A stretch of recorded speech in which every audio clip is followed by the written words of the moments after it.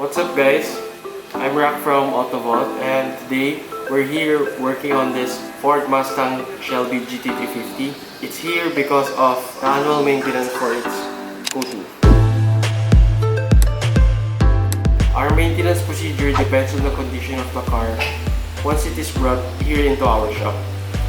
We start with a proper car wash to clean up the car from any dirt and grime. If watermarks are still present, we proceed to removing them carefully. And if there's scratches or damages to the coating, we would buff this out and recoat the panels as necessary. Areas protected with paint protection films that need cleaning or replacement are also addressed during the maintenance procedure.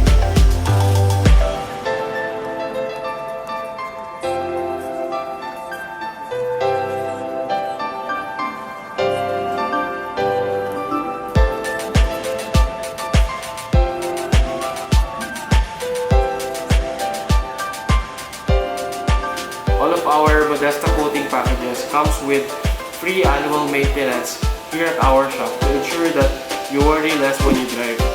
Thank you for watching and don't forget